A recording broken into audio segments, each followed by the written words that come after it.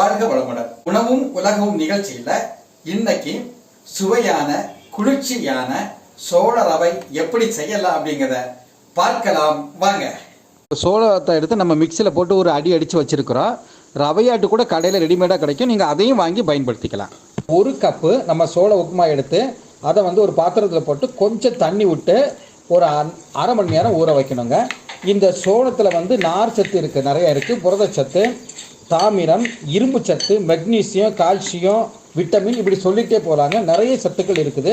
இது கோடை காலத்தில் நம்ம எடுத்துக்கிட்டோம்னா தயிர் வெங்காயத்தோடு சேர்த்து நம்ம இதை எடுத்துக்கணுங்க. ஒரு பாத்திரத்தில் 3 கப்பு தண்ணி எடுத்துக்கோங்க. ஏன்னா நம்ம ஒரு கப்பு சோளம் எடுத்துருக்குறோம், அதுக்கு 3 கப்பு தண்ணி எடுத்துக்கணுங்க.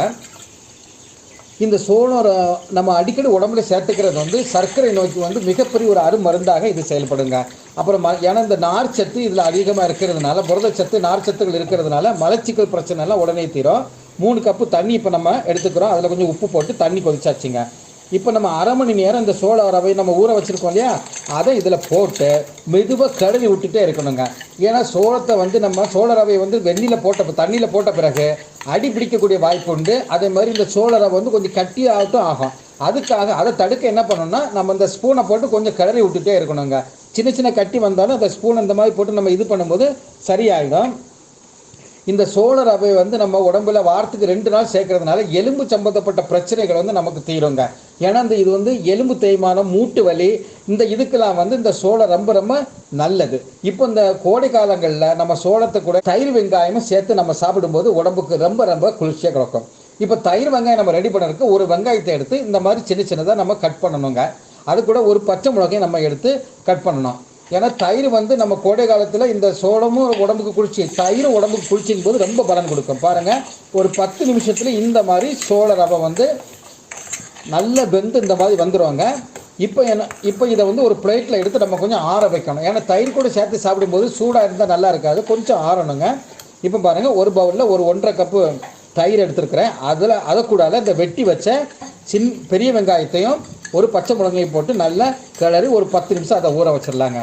இப்போ இந்த தயிர் வெங்காயத்து கூட நம்ம தாளித்து கொஞ்சம் விடணுங்க. அதுக்கு ஒரு பாத்திரத்தில் எண்ணெய் கொஞ்சம் விட்டுருக்கிறேன். கொஞ்சம் கடுகு போட்டு அந்த கடுகு கொஞ்சம் வெடிக்கட்டும். அதுக்கப்புறம் கொஞ்சம் துவரம் பருப்பு நான் அது கூட போட்டிருக்கேன் பாருங்கள். கொஞ்சம் துவரம் பருப்பு போட்டிருக்கிறேன். இப்போ அதை கொஞ்சம் வெடித்த பிறகு கருவேப்பிலை போடணுங்க. ஒரு 4-5 இலை கருவேப்பிலை போட்டுக்கோங்க. அதுக்கப்புறம் நல்ல ஒரு மனம் வர்றதுக்கு கொஞ்சம் காயமாக நம்ம போடுவோம்.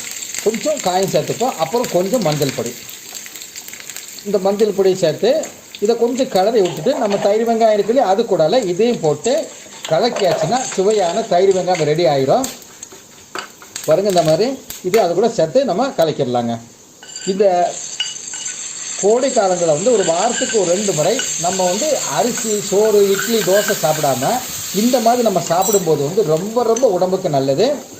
அட்லீஸ்ட் வாரத்துக்கு ஒரு 2 நாட்கள் காலை நேரத்துலேயோ மதிய நேரத்துலையோ நம்ம இப்படி சாப்பிடணும்னா, கடைசியாக கொஞ்சம் மல்லிக்கீரையை அது கூட வெட்டி போட்டுட்டு இந்த பாருங்கள், இப்போ நல்லா ஆறிட்டு ரவை பிளேட்டுனா நல்லா எடுத்து வச்சு நல்லா சூடெல்லாம் இல்லாமல் ஆறிடுச்சு.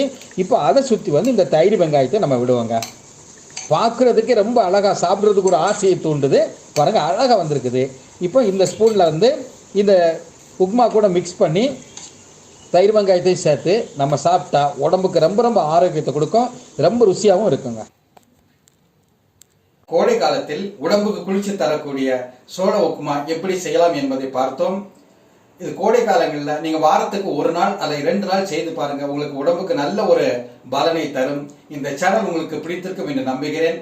எங்களுடைய சேனலை சப்ஸ்கிரைப் செய்து லைக்ஸ் கொடுங்கள். நாங்கள் போடக்கூடிய ஒவ்வொரு வீடியோவும் உங்களை வந்து சேரும்.